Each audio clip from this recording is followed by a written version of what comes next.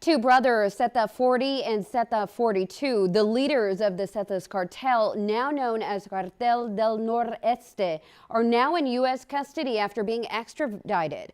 Tonight, our Yami Virgen shares how the brothers were found in Mexico and why their extradition is a message to all foreign drug traffickers. According to Javier Peña, the DEA agent whose life is depicted in the Netflix series Narcos. They were the leaders behind the Zetas Cartel. Zeta 40, Miguel Ángel Treviño Morales. He was the most sadistic cartel leader. And his brother, Zeta 42, Alejandro Omar Treviño Morales. On Thursday, they were among the 29 alleged cartel members that were extradited by Mexico to the U.S. The extradition of the Zeta cartel leaders, the brothers Morales Treviño, 40 and 42 were their Zeta nicknames. This is huge because these cartel leaders were the ones who initiated that violence, that massacre, that bloody murder of a lot of other people, and making an example. They try to wash away the bodies in acid. These two guys were the leaders of that. Retired DEA agent Javier Peña, whose life was depicted in Netflix Narcos, was in charge of the Houston area of operation during this bloody period of time, just across the border.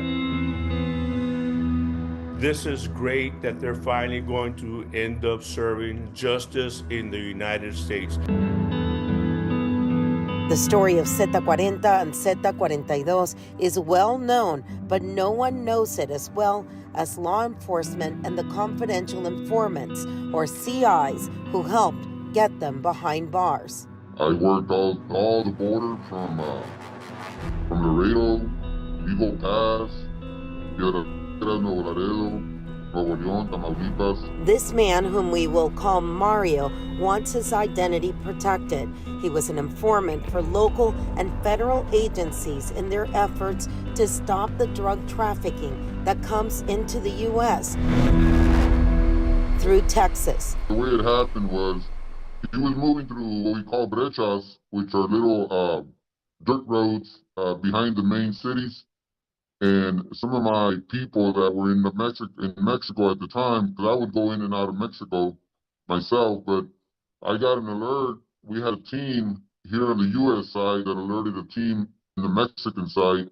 And when we got the news where he was and where he was heading and that he didn't have a big group with him, is when the American side and the Mexican side acted with a helicopter and a small group of armed a special military ops team.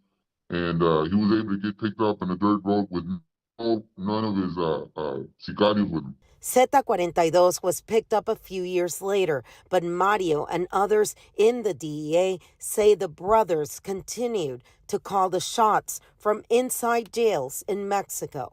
They were giving me the insights on Z42 and the way he had gotten really sick. He's like, man, 42 got sick.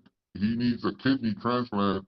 So what the orders are from way up above all the way down to the sicarios is we need to start testing guys, see if they're a kidney match so we can get their kidneys and put them on Z42. Law enforcement in the U.S. and Mexico confirmed that Zeta 42 has liver disease. He's sitting in a prison now in the U.S. awaiting trial. What it does, it hampers a cartel, an organization, especially like theirs, where they actually operate like a business or a military group, where they have higher ups and they have management groups, stuff like that.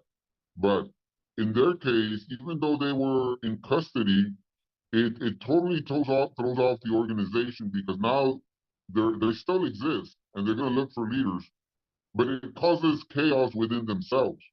And especially right now, with Trump putting the amount of pressure on Mexico that he's doing, it's going to mobilize the Mexican army. It's going to mobilize on the Texas side. Right now, the cartel has been crippled. They're looking for leadership. Peña, who's known for chasing down narco trafficker Pablo Escobar and joining the search for the alleged murderer of DEA agent Enrique Kiki Camarena, says the U.S. message is very clear. You pay me now or pay me later. Sooner or later, your justice will be served. Yami Virgen, Fox SA.